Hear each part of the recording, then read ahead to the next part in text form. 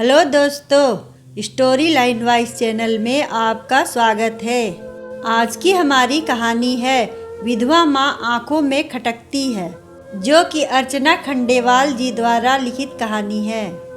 भगवान के नाम पर कुछ दे दे बेटी, 2 दिन से कुछ नहीं खाया है। विभा की नज़र उस बूढ़ी अम्मा पर पड़ी तो सिहर गई। इस उम्र में भी उनको भीख मांगनी पड़ रही है। वो अपना पर्स खोलती है कि इससे पहले ही ट्रेन चल पड़ी। लोकल ट्रेन में वो रोज़ इसी रास्ते से अपने ऑफिस जाती है।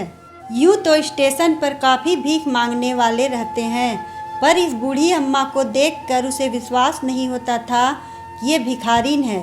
पर जब भूख बर्दाश्त ना हो और पास में खाने के लिए नहीं हो तो कोई दूसरा चारा नज़र नहीं आता है। विभा पूरे रास्ते उस बूढ़ी अम्मा के बारे में सोचती रही और दिन भर ऑफिस में पूरा हो गया। शाम को जब वो लौटी तो स्टेशन पर फिर से वो ही दिखाई दी। विभा उनके पास गई तो उनकी आंखें बुझी हुई थी। यूँ लग रहा था कि जीने की कोई उम्मीद नहीं बची हो, बस जिंदगी काटनी है इसलिए जीना है। उम्र करीब 80 साल, चेहरे पर अनुभव की झुर्रियाँ, मैली कुचली साड़ी, पर इन सबसे हटकर भी वो कुछ अलग लग रही थी। किसी अच्छे घर की महिला ही नजर आ रही थी। पता नहीं कौन सी ऐसी मजबूरी है। विभा ने वही खाना बेचने वाले से एक प्लेट ले ली जिसमें 4 पूड़ी और आलू की सब्जी थी। साथ ही उसने एक पैकेट छाछ भी ले ली ताकि गले में तरावट हो जाएगी। अम्मा, ये खाना खा लो और छाछ पी लो, आपका पेट भर जाएगा। खाना देखते ही उनकी आंखें चमक गई। उन्होंने आशीर्वाद दिया और खाने लग गई। विभा आगे कुछ पूछती कि विनीत का फ़ोन आ गया। कहाँ हो यार, अब तक तो घर आ जाती हो, आज तो बड़ा समय लगा दिया। हाँ, आ रही हूँ, वो मैं आकर बताती हूँ। और विभा घर की ओर चल दी। तुम भी न विभा, स्टेशन पर तो ऐसे कितने ही भिखारी होते हैं, रोज कितनों को खाना बांटोगी। आज दोगी कल भी मांगेंगे, फिर इन लोगों को रोज मांगने की आदत हो जाती है। काम धाम तो कुछ करते नहीं हैं, बस मुफ्त की रोटियां ही तोड़ते हैं। विनीत ने तेज स्वर में कहा। नहीं विनीत, ये आम भिखारिन की तरह नहीं थी, जरूर कोई मजबूरी होगी। इतनी लाचार लग रही थी कि तुमको भी देखकर दया आ जाती। मैं कल अम्मा से बात करूंगी। अरे कल तो संडे है, कल क्यों जाओगी? तभी तो कल जाऊंगी, संडे है, ऑफिस जाने की जल्दी नहीं होगी और नहीं घर आने की। अगली सुबह विभा स्टेशन की ओर चल दी। वहाँ पर उसने बूढ़ी अम्मा को ढूंढा पर वो कहीं दिखाई नहीं दी। तभी पूछने पर किसी ने बताया कि वो स्टेशन के बाहर जो बड़ा सा बरगद का पेड़ है वहीं पर उनका बसेरा है। तो विभा वहीं चली गई। बरगद के पेड़ के नीचे लेटी हुई थी। अम्मा, मैं आपके लिए नाश्ता लाई हूँ, आज आप अंदर नहीं आई? हाँ बिटिया, तबीयत ठीक नहीं लग रही है, हाथ पैर भी जवाब दे चुके हैं। अब इस उम्र में कोई भी काम नहीं होता है तो मैं भीख मांगकर ही काम चला लेती हूँ। वैसे कभी कभी तेरे जैसे लोग भी आते हैं, मुफ्त में खाना दे जाते हैं। अम्मा, आप कब से भीख मांग रही हैं? विभा के सवाल को सुनकर वो हैरान रह गई और आंखों में आंसू बहने लगे। बिटिया, भीख मांगना मुझे पसंद नहीं है, पर क्या करूँ, मजबूरी है। इस उम्र में हाथ पांव चलते नहीं हैं, पेट की आग बुझाने के लिए खुद भी जलना पड़ता है। कभी नहीं सोचा था कि मेरी भी ये स्थिति होगी।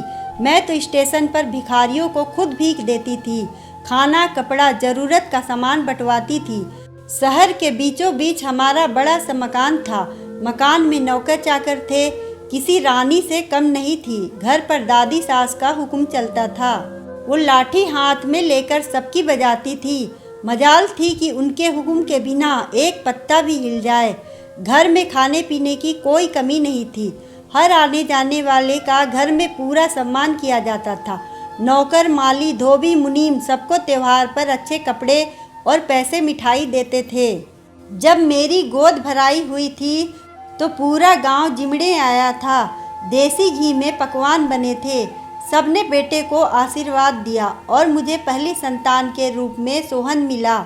सोहन की परवरिश में कोई कमी नहीं रही। 1.5 साल बाद ही रोहन भी हो गया। 2 बेटों की माँ बनने का जो गर्व था वो मेरे सिर पर चढ़कर बोल रहा था। मैं दादी सास और सास की प्यारी बहू थी। जिसने खानदान को 2 वारिस दिए थे। हम हर त्योहार पर मंदिर और स्टेशन पर जाकर भिखारियों और ज़रूरतमंद को कपड़े और खाना बंटवाते थे। मेरे दोनों बेटे बड़े हो रहे थे। पति विरासत से मिला व्यापार संभाल रहे थे। घर में साक्षात अन्नपूर्णा का वास था। दोनों बेटों की अच्छे से परवरिश हो रही थी, पर वो ज़्यादा धन देखकर बिगड़ने लगे थे। पढ़ाई से जी चुराकर गलत संगत में फंस गए थे। दोस्तों और यारों में पैसा लुटाने लगे थे। घर में उनको डांटा जाता था, पर मुझे सुनाया जाता था कि मैं माँ होकर बेटों का ध्यान नहीं रख पाती हूँ। दादी सास पोतों की चिंता करते करते चली गई और सास ससुर का संसार से मन उठ गया तो उस धार्मिक स्थल में जाकर रहने लगे। हमने समझाया कि दोनों की शादी तो कर जाओ, पर वो बोले जब पोत बहू आए तो मुंह दिखाने आ जाना। अब इतने बड़े घर में हम 4 लोग रह गए थे। अब पहले की तरह घर में कोई आता जाता भी नहीं था। बेटे बड़े हो गए तो उनकी शादी की चिंता होने लगी। घर का व्यापार था, पर अकेले मेरे पति संभालते थे। सोचा था बेटे हैं तो व्यापार अच्छा चलेगा, पर बेटों को अपनी आवारागर्दी से ही फुर्सत नहीं मिल रही थी। गलत संगत में फंसकर जुए और शराब में धन लुटाए जा रहे थे, और जो लोग पति के साथ व्यापार में जुड़े थे वो भी छल कपट करके धन बना रहे थे। शादी की उम्र निकली जा रही थी। हमने तय किया कि शादी कर देंगे, ताकि हो सकता है बेटे शादी के बाद सुधर जाएं। परिवार का बड़ा नाम था। आखिर दोनों की शादी तय हो गई। एक साथ ही घर में 2 बहुएं आ गईं। अब लग रहा था कि लक्ष्मी घर आई है तो घर की स्थिति सुधर जाएगी। गरीब घरों से बेटियां लाए थे, पर वो तो हमारे ही सिर पर चढ़ गईं। इतना धन देखकर दोनों को लालच आ गया और फालतू खर्च करने लगी। पहले तो हम बेटों से ही परेशान थे, पर अब बहुएं भी नकचढ़ी आ गई थी। वो भी अय्यासी में कम नहीं थी। महंगे कपड़े जेवर खरीदने और सैर सपाटे में लग गई थी। मेरे पति व्यापार और मैं घर बार संभाल रही थी।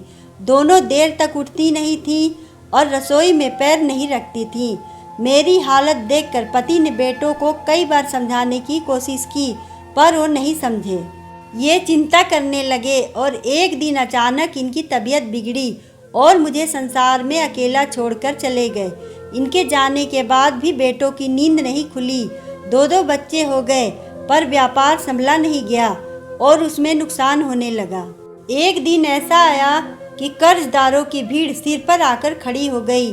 दोनों बेटों को तब होश आया, पर जब तक सब कुछ नष्ट हो चुका था। अब घर में लड़ाई झगड़े शुरू हो गए।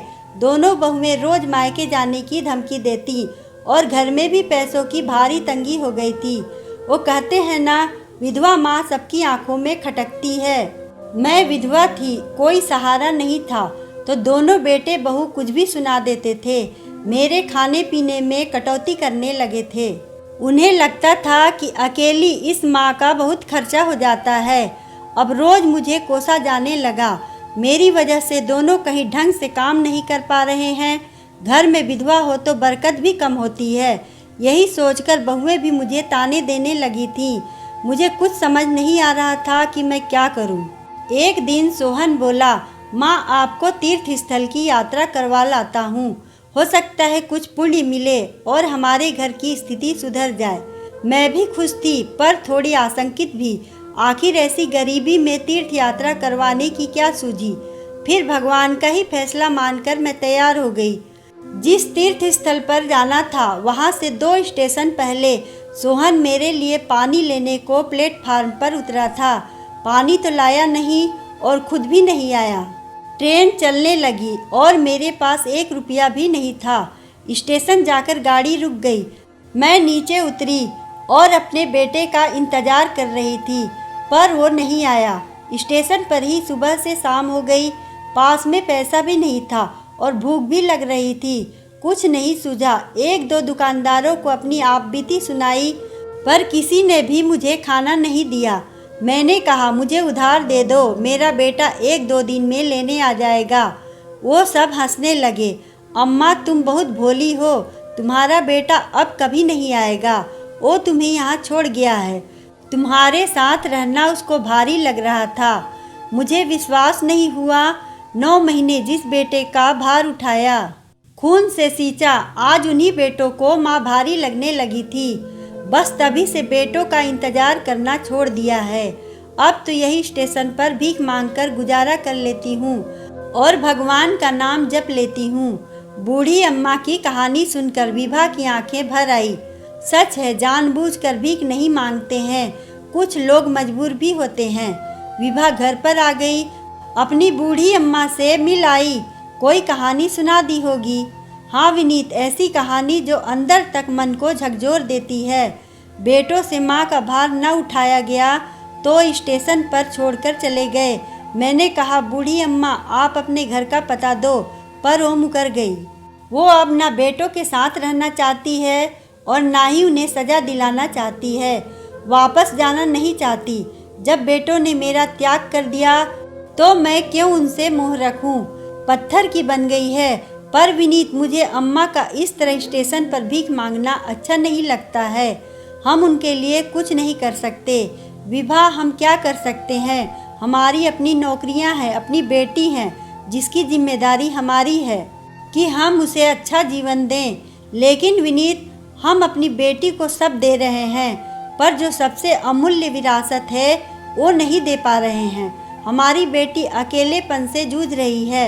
हम उसे समय नहीं दे पा रहे हैं और ना ही दादी नानी का प्यार दे पा रहे हैं। विनीत, क्यों न हम उन बूढ़ी अम्मा को गोद ले लें और अपने घर लेकर आ जाएं।